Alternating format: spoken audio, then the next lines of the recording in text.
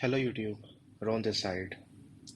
So today's video is a continuation part of RBAC in Kubernetes cluster. So in my previous video, or you can say the part 1, we created a user, service account, role and role binding. I have already explained you like what is cluster role and what is cluster role binding.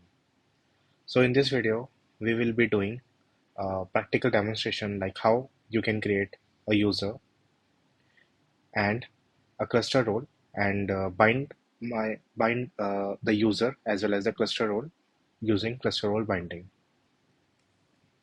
Although in this video we are not creating any service account because service account is a namespace resource.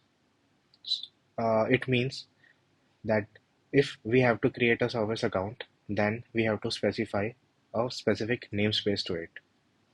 But there is a trick, or you can say that there is a approach where you can create a service account which can work across different namespaces as well. So if you want, I can create a video on that also, to create a service account which can work on other namespaces as well.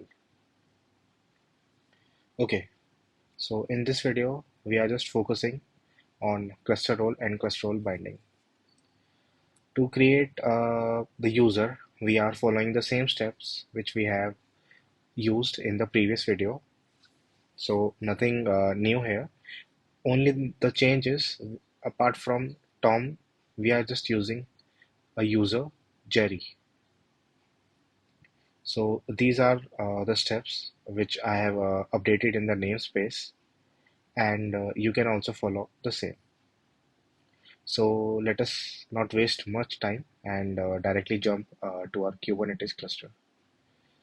So I'm using Killer Coda Playground for this video as well, and Kubernetes version of 1.30.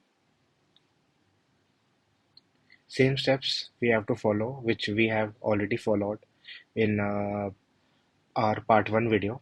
If you want, if you have already watched the video, then you can skip the steps. But if this is your first video, like how you can create user, then you can definitely watch this as well. Okay, so without I'm explaining here, I'm just directly copying the commands and pasting inside the cluster. So here we have just generated the private key for our user. Here we are using the private key which we generated in the previous step and transferring it to our certificate service request. After this, we are just generating the secret in a base64 encoded format. So this is the base64 encoded secret value for our certificate service request, certificate signing request, sorry. Now we have to just create a new file, nanocsr.yaml, and copy the contents from csr.yaml.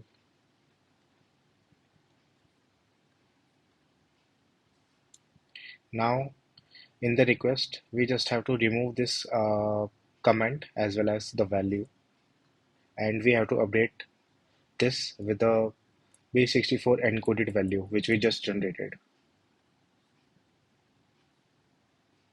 till this. Paste this. Okay. After this, we have to just apply this YAML manifest file and approve our certificate for the user Jerry manually. Okay, it is also approved correctly. Now we are just running this command to generate, to just fetch the certificate status and then decoding it using the base64 format and appending or transferring all the data to a new file which is jerry.crt. After this, we have to just set up kubeconfig for the new user we are creating. So directly copy all these commands. So these commands are nothing but just modifying our kubeconfig file, just checking the context which is by default, creating our own context which is jerry-context here, and just switching or using the context we just created. So this is how you can check how many context currently is running inside this cluster. There is another way to check how many contexts are declared in this cluster by navigating to .q/config. So here you can see inside this kubeconfig file, you can definitely check how many users are there, how many contexts are there, and how many clusters are also there. So here you can see that we have successfully attached our user Jerry, and the kubeconfig has also updated the client certificate and client key, which we generated manually correctly here. Okay, clear the screen.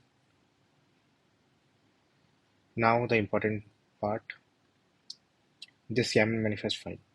So if you know like how to create role and how to create role binding, so this is almost the same here. Just instead of role in the kind, we just have to give cluster role.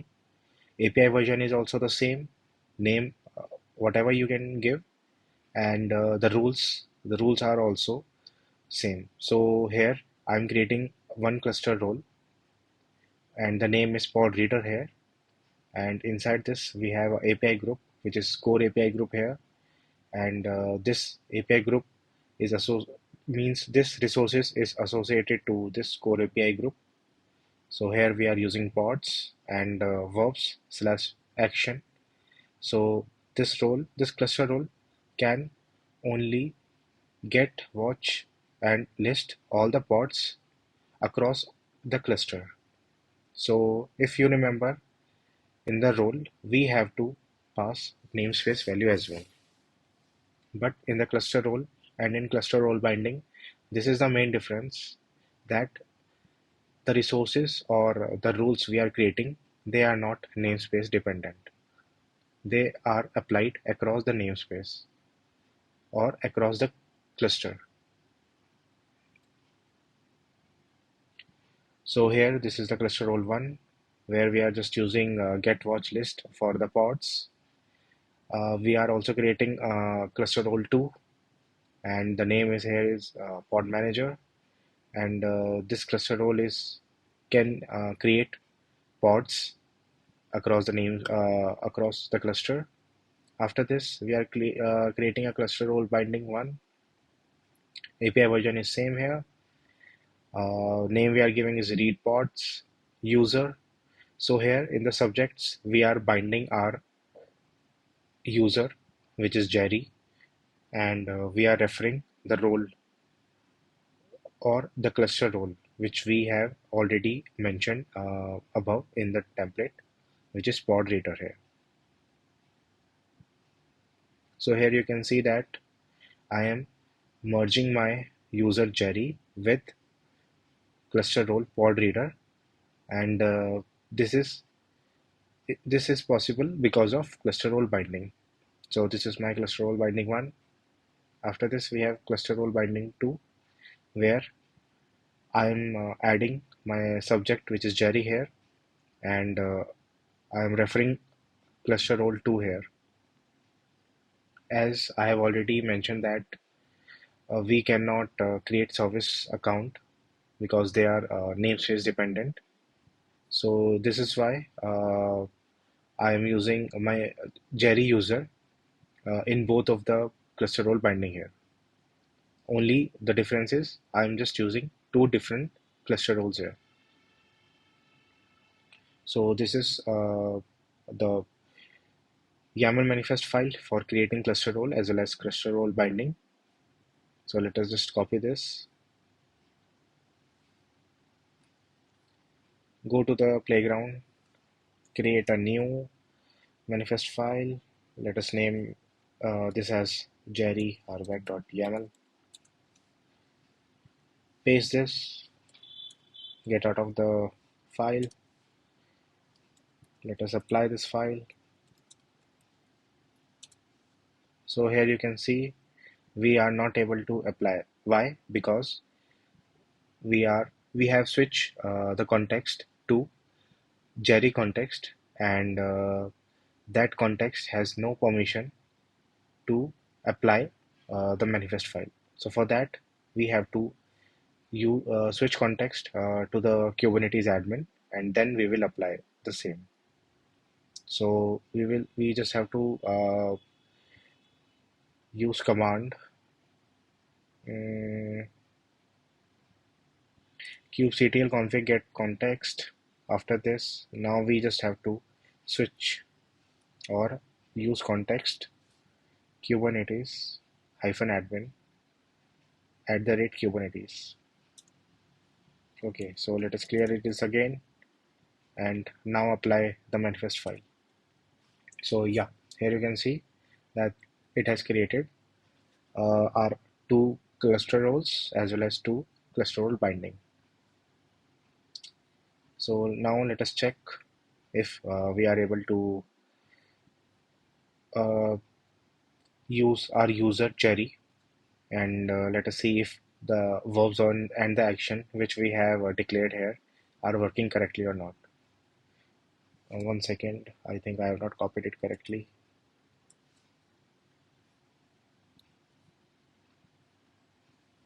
So here I am just passing a kubectl command in which we are just checking, we are authorizing that can I get pods as user Jerry in the namespace default. So it is saying yes, you can get pods. Now let us check for other verbs as well, which we have mentioned in the cluster role. Okay. So yeah, these three are working correctly. Let us check for create.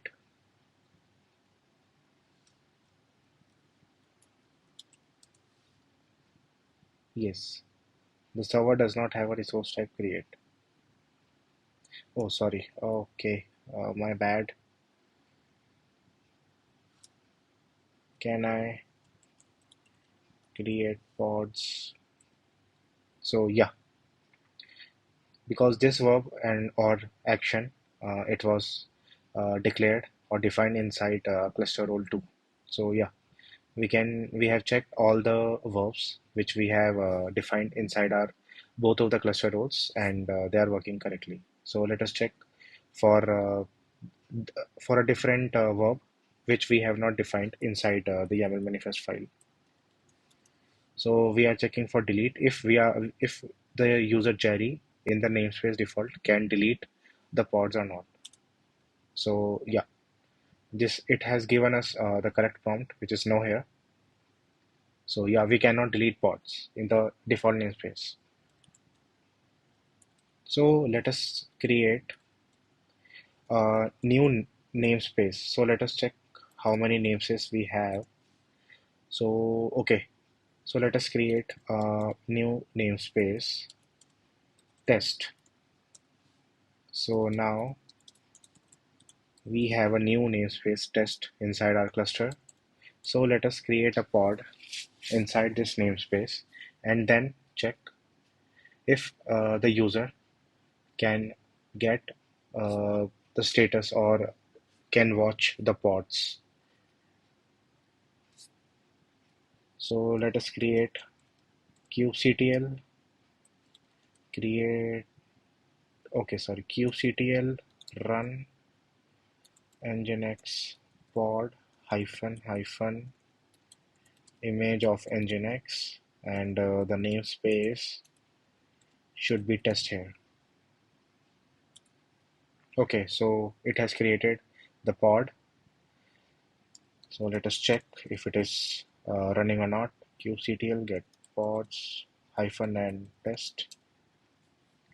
Okay, so here you can see that the pod is running, And yeah, let us switch our context and then check if we can list this pod or not, or get this pod or not. So for that, let us again move to Jerry context here.